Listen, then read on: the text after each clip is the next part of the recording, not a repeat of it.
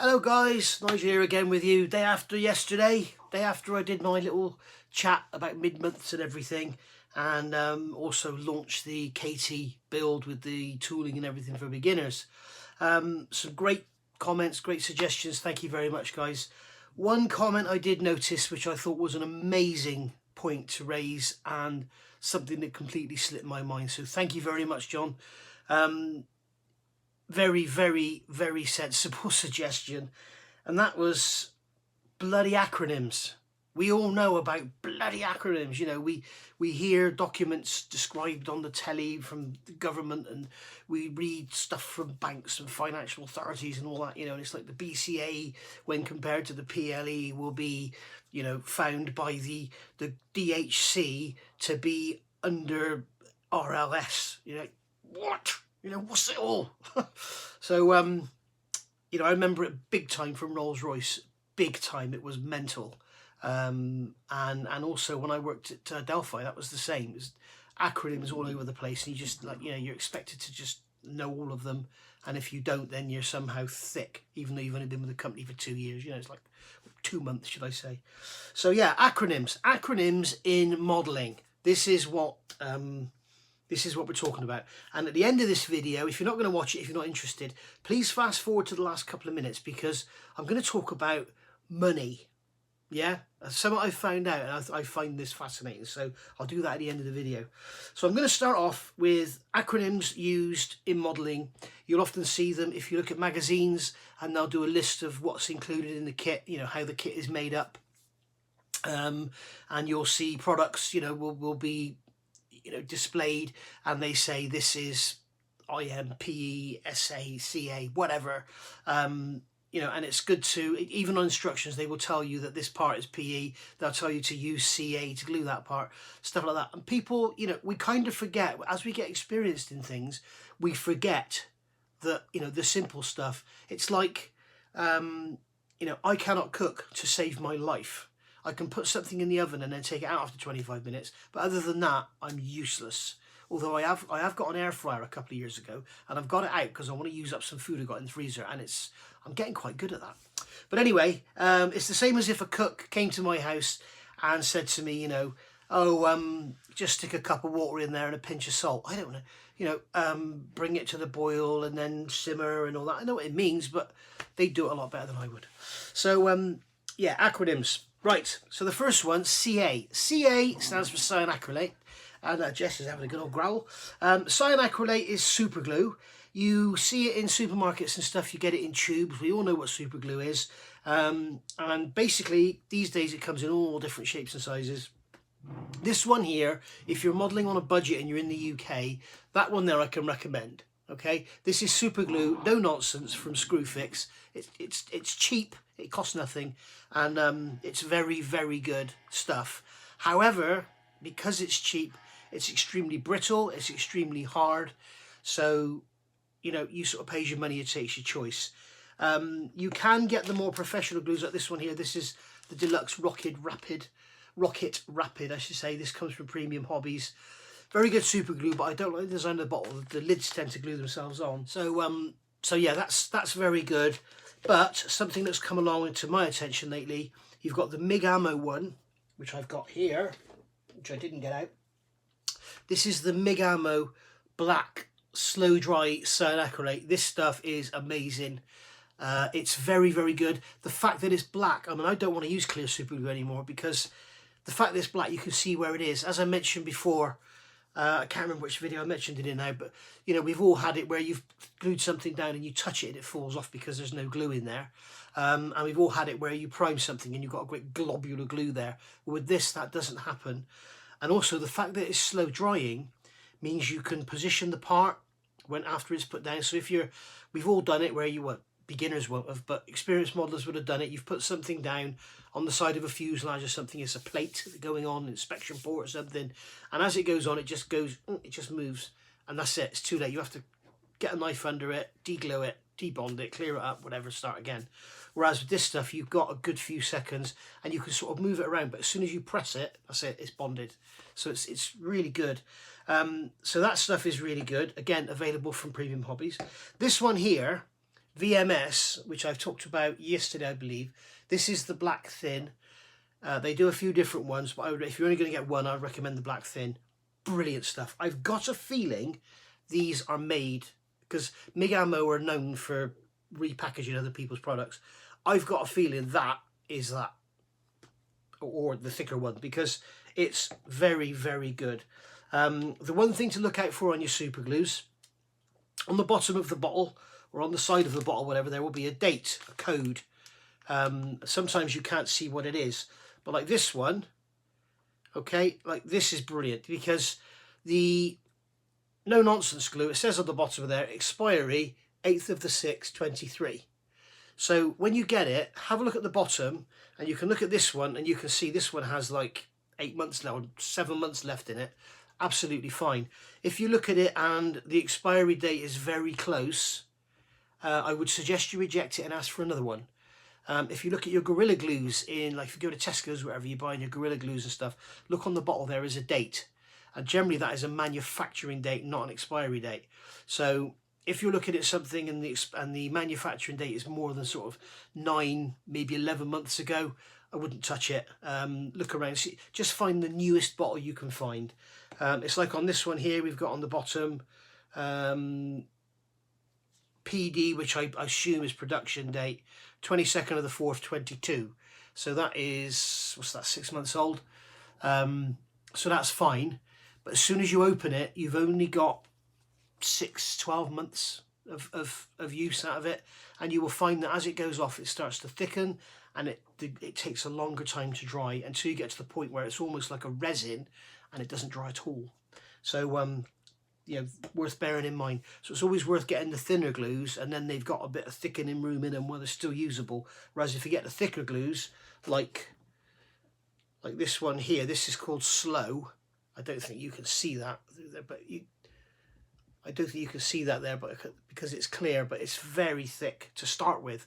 So as it's thicker, it's just going to be useless. And that is another thing with super glue, CA. As the thinner they are, the faster they set. It tends to be, you know, when you've got a glue like this is called fast setting medium, bonds in 5 to 10 seconds. The slow ones will be like 20 to 30 seconds. The fast ones will be under 5 seconds. So some of the thin super glues, you touch them down, that's it, it's dry. So, you know, sometimes that's good when you want it. Like if you're putting you know, you're stretching a bit of cable on an antenna or something, you just dab a super glue, done. You know, so very, very good. You can also get accelerators. There's all sorts of different ones you can buy, aerosol ones and squirty bottle ones. Accelerators are great, but remember they will make the glue more brittle. So, and be very careful with accelerators on clear parts, because they will often fog them. So even if they say anti-fog, I did test one. Which one was it? I can't remember the manufacturer now, and they specifically said anti-fogging. So I sprayed it on a clear part and it just went white. Admittedly, I could polish it out, but it was like I'd sprayed it with white paint. So be careful of that as well. So that's your CA, Cyan Acrylic. That's that covered. The next most common one you'll see, and you'll hear me say, is PE. PE stands for photo etch. This is photo etch here. I've got some. This is for a it's an Aries 1/32 scale Tornado. So this is photo etch, and as you can see, it's very thin brass. Okay, it's very, very thin. It's usually sort of 1/8 thou or 1/12 thou thick, and it's basically photo etched.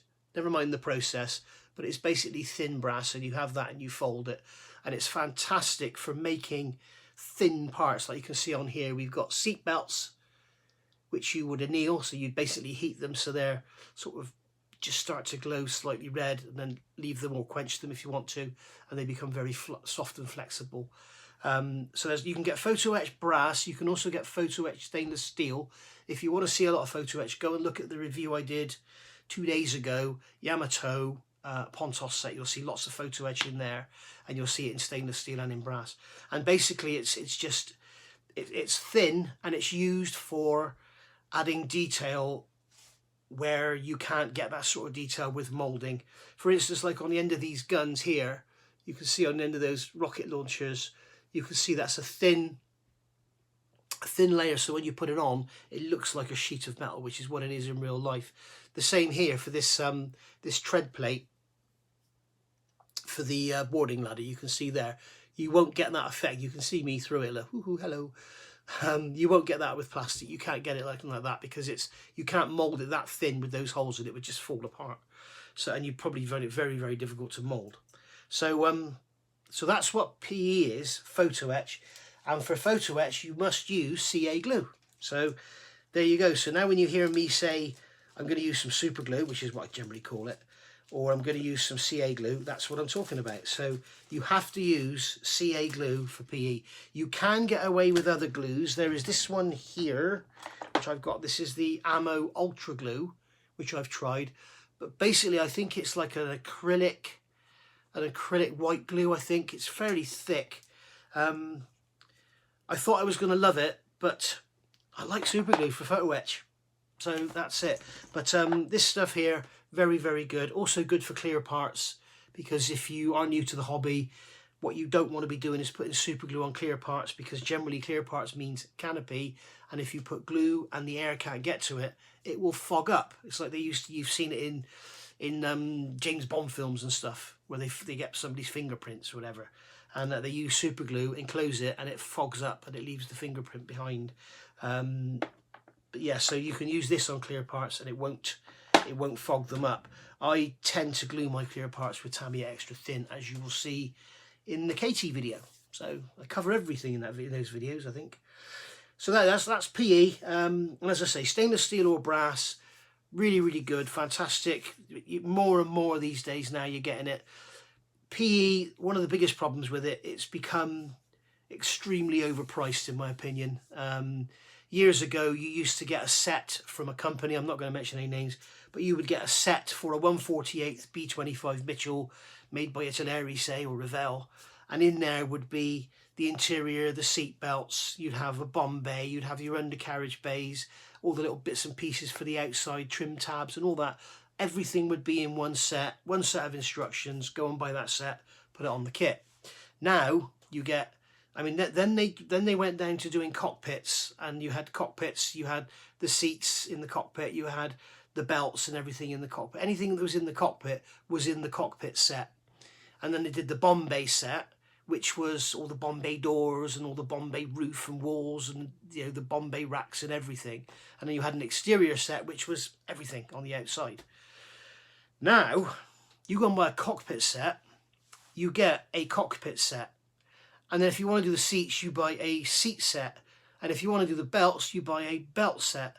Same with Bombays. You'll get Bombay doors, you'll get Bombay roof, you'll get Bombay racks, all separate. The trouble is the prices haven't come down accordingly. So, you know, where you used to get a whole set for 25 quid, that whole set would now cost you more than £100.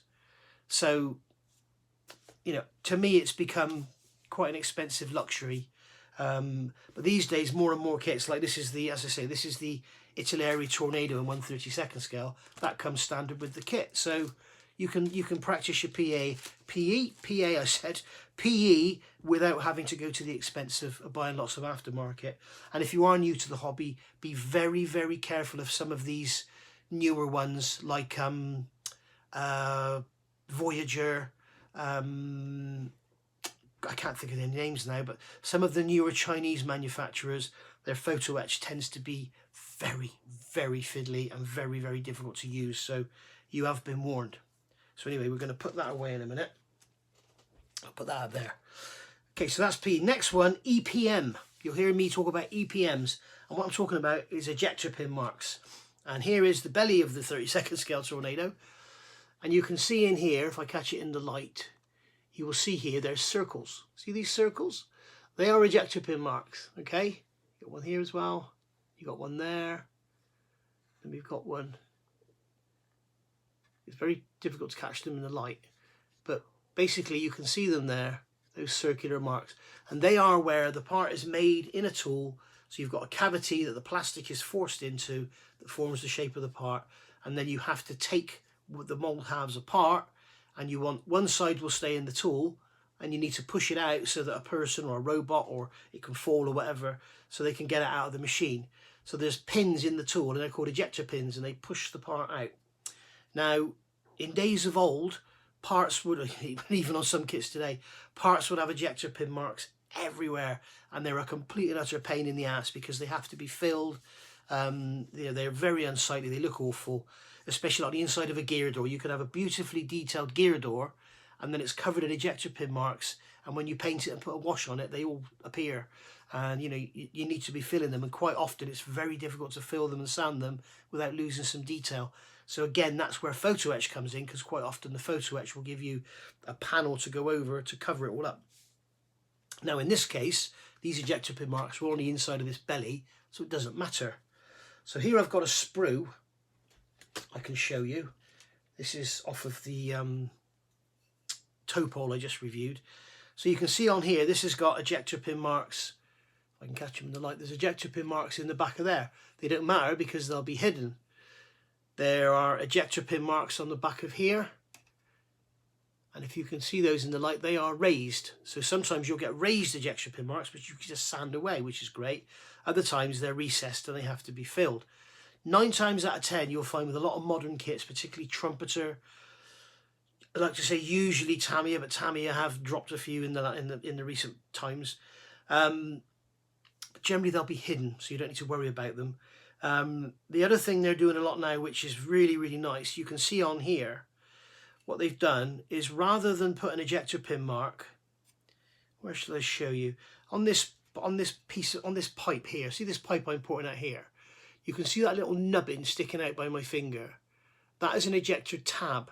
So what they've done is rather than put an ejector pin on the part and give you a mark that you've got to either sand or fill or whatever, they've put this tab on the side. So they can push on that tab. When they take it out of the mould, they can push on that tab, and that pushes the part out without it breaking off. Same here, you've got one on there, look, on that little tiny part there, you've got a tab on the side. Here you've got tabs on the ends of these little parts here. You can see here they've got on this part here where I'm pointing at, they've got a bracket running across. Let's put it against my t-shirt and you'll see it. And that's got an ejector pin in the middle of it. So you can see it's very, very thoughtful, like with these small parts here, these tabs on the side, and that's what they do rather than put an ejector pin mark on the part. And it's really, really nice of them. Thank you very much. Ejector pin marks are the bane of plastic modelling. They are awful. So that's EPMs. We do cover filling them on the KT build and different ways of filling them. But at the time, I can't remember now, I had this glue when I did that, but I didn't have this one. So I've now discovered this one for filling ejector pin marks is amazing. So yeah, that is my favourite super glue on the planet. VMS 5K or Flexi 5K CA, black thin. You get that from Premium Hobbies. Absolutely mint. And I do keep saying, I do keep forget to say, if you do go to Premium Hobbies, use the discount code NMB10, that's Nigel's Modelling Bench 10, and you'll get 10% off everything you order. So that's ejector pin marks covered, CA and PE. Right, so the other one I look at now is multimedia, and I'm going to look at what this is. These are the terms used in reviews. Multimedia basically means multimedia kit. It's like if you go back and look, I did a review of a Lancia Monte Carlo 037, which was made by a company called MFH, Model Factory Hero. That's a multimedia kit. It's got all sorts of different materials in there. So that's what multimedia means. Okay, so if you're confused, generally if a kit is multimedia, the main part of it will be resin, which we'll cover in a minute. So you'll have resin, you'll have photo etch, you'll have all sorts in the box, complete kit to build. The only thing you don't tend to get in scale model kits is wood. Unless you buy a wooden ship model, then the main material is wood and everything else is like an extra. So generally for the newer modelers, you're going to be looking at your Airfix kits and Revell and stuff. Everything's going to be injection molded plastic, which is where my next one comes.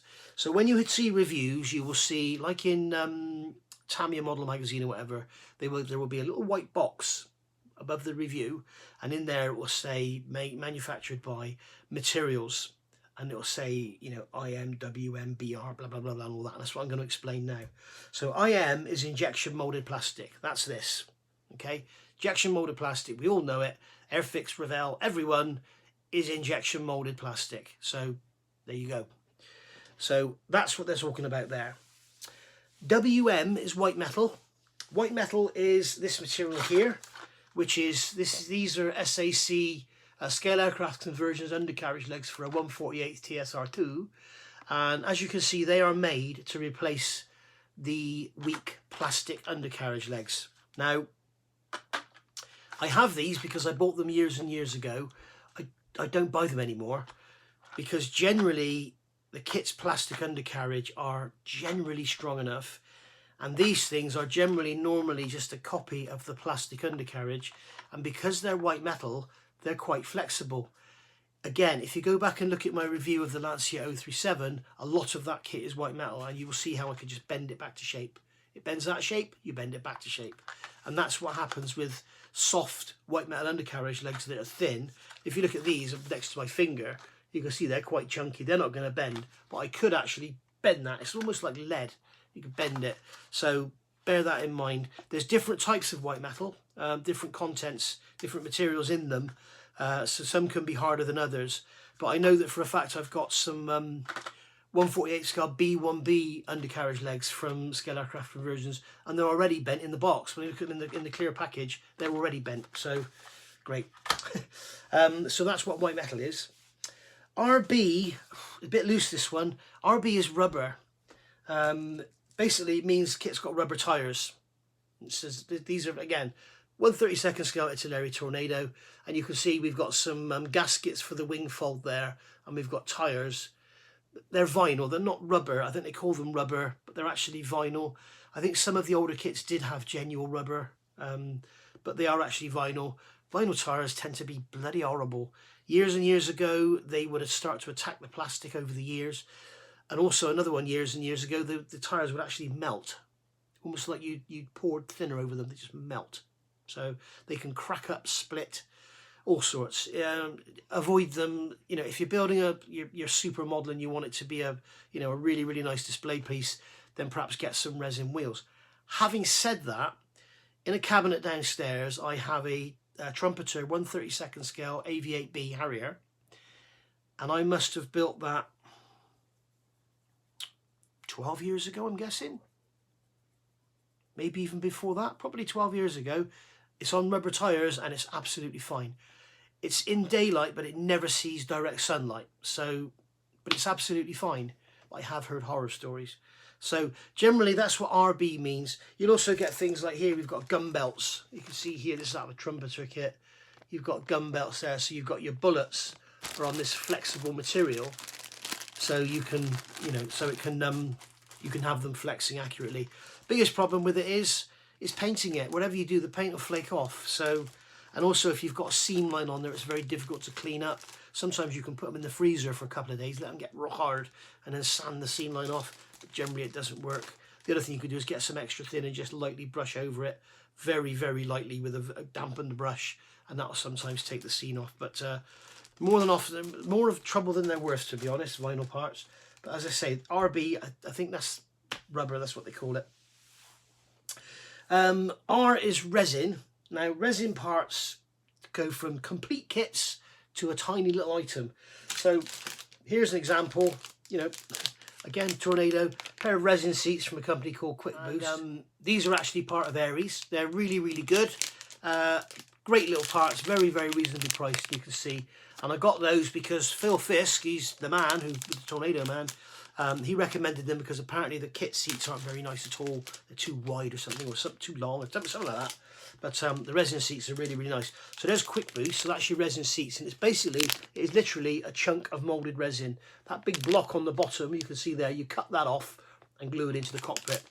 Make sure you're getting the seats for the kit that you want if you're a newbie. You can see down the bottom here, it says recommended kit Revell. Probably because at the time they were made, the Italy kit wasn't out. But if you're an experienced modeler, you can make them fit. But be very, very careful. Like if you're getting exhausts or something, for a particular kit. Like if you go and get exhausts, I know this for a fact, for the Trumpeter F18E, they will not fit anywhere near. They will not fit the Revell F18E. So just bear that in mind. You have been warned. But it's not just stuff like you can get. You can also get, you see, these are the Aries box sets. You can see this is an F16 main undercarriage, or both undercarriage bays, sorry. So that's a full set of undercarriage bays. And then you've got here, you've got a full cockpit with PE and everything in there. So that's for A7 Corsair. So, you know, it's not just little bits and pieces you're getting. You can see here, this is the bag it comes in. This is one of the problems with Aries. They just shove it all in a bag, stick it in a box, and often it gets broken. But you can see in there, you've got a resin cockpit, and then you've got a great big resin seat and everything there. So everything you'd ever want to go in your kit. And generally, the reason you do that is because the resin, in fact, I'll get it out so I can show you, because this is for newbies. The resin part, as you can see here, if we look at that seat, you can see on there, you know, you are not going to replicate that in plastic. You've got all that texture on the seat cushion, everything, and then you've got all the detail in the back. And because it's resin, it's made out of a plug. There's no seam lines or anything on it. It's bloody wonderful stuff. So really, really nice. So that's worth remembering. Resin. BR is brass. As I say, you've got photo etch brass, which will be called PE. BR brass will generally be like brass tubing. Like sometimes you'll get the ammo shells will be in brass tubing, or you get like here, this is some master barrels. These are 1/32 scale Lancaster gun barrels, and you can see they're absolutely gorgeous. And basically BR is turned brass. Again, go back, look at my Yamato Pontos review, and you'll see in there's loads, there's 500 odd bits of turned brass in that set. So you'll see loads of it in there. So again, turned brass, you glue it to the plastic. You generally have to drill some plastic parts out or whatever, and you glue the brass in. Bear in mind, most of this stuff is aftermarket. You're not getting it in kits. But if a kit says BR, it'll have brass in it, and it's generally designed to be used with that kit. Some car kits these days have metal exhaust pipes, the tips, so they look scale. And they are designed to fit the kit. If you buy aftermarket exhaust for something, you'll generally have to drill and fit them and cut the plastic off and all that, so bear that in mind. PA I've seen next to seat belts and stuff, and I can only assume PA is paper, but these are HGW seat belts, in my opinion the best seat belts money can buy, and these are absolutely amazing. You can see on there that is basically laser cut printed paper. It's got a backing on it. And what you do is you get them off, you cut them off, and you wrinkle them up into a ball in your finger, and then you straighten them out, and then you add all the photo etch buckles and stuff, which you can see there on the bottom, the photo etch buckles and everything, and you end up with very, very accurate looking belts. You'll see me use them on various different builds. They're amazing. They're absolutely brilliant. So that's what I think PA means. For example, if you know, we said about multimedia. If you look back at last year, I did a review on a kit by HPH of an FW189, and that is described as a multimedia kit. Most of the kit is made by HPH. It's got resin, it's got photo etch in it, which is generally Edward, although I think HPH are doing their own now, and it'll have these seat belts in it as well. It'll have, not these because these are for an AEG, but seat belts like this made specifically for HPH in there. So that's what I'm saying about multimedia. And then you might have wire for something. You might have like guitar wire for an antenna. You might have lead wire for detailing, and that's how it goes. You might have Vacform canopies and stuff, but HPH generally cast their canopies in clear resin beautifully. VF is Vacform, which I just mentioned. I couldn't actually find anything Vacform. I have got some Vacform canopies about somewhere, but I can't find them. But basically, Vacform is like this. It's like very thin plastic. I don't think this is Vacformed. I think this is pressure formed. But generally what they do is they will have a mould of something. Okay, so if you wanted to make a Vacform model of this bottle, you would have that there. It would have tiny little holes in it. It would go onto a base. You would heat a sheet of plastic, and then when you put a cap over it, it seals off the outside edge, and you have a vacuum underneath, and it pulls the hot plastic down, and it's a Vacform. That's why it's called vacuum forming, and it pulls the plastic down, and you end up with a very, very thin plastic canopy. It's very much like this. This is probably Vacformed, that package there. So you can see it's a flat plastic sheet, and then it's Vacformed. So there you go, that's what Vacform is. Decals, DEC, you probably know what decals are. These are the remainder from the Airfix KT. So there you go, decals, water slide decals.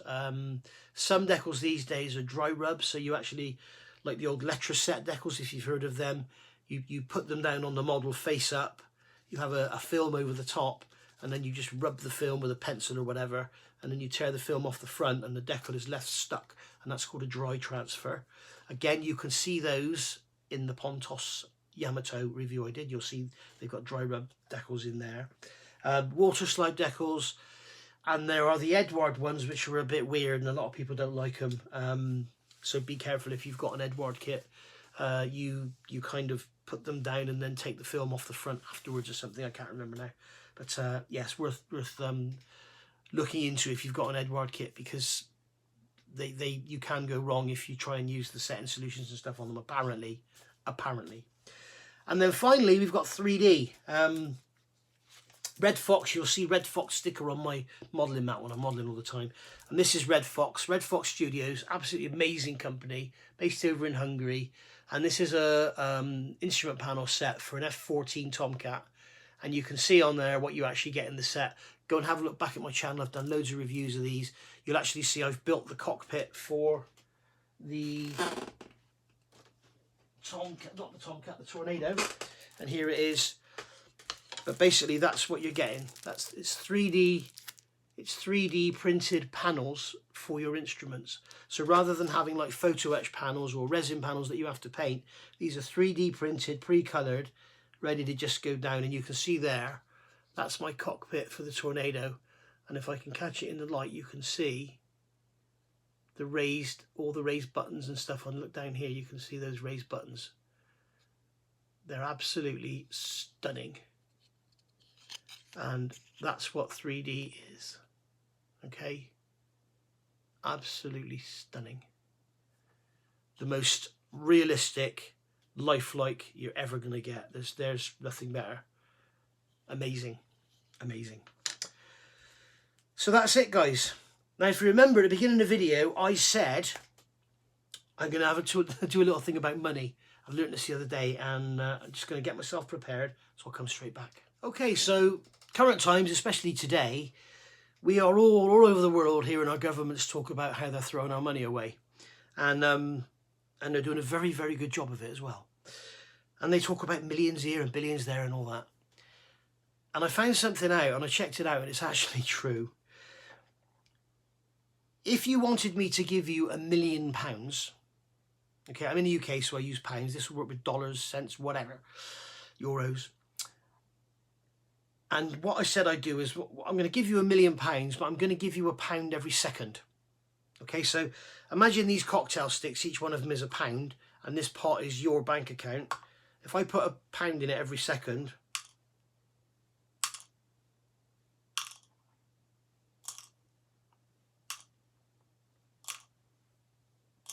you go, there's £7, okay? To give you £1 million at that rate, you would end up with £1 million coins in your pot in 11 days, or about 11 and a half days. If then you said, I don't want £1 million, I want £1 billion. Okay, so you're the government talking about million here, million there, billion here, billion there. If we change that, so if I don't give you £1 million in pound coins at £1 a second, but I give you £1 billion in pound coins at £1 a second, it would take me nearly 32 years. So you've gone from 11 and a half days to 32 years. That's the difference in $1 million and $1 billion. Yeah, worth remembering. I'll see you soon, guys. Thanks for watching. Bye for now.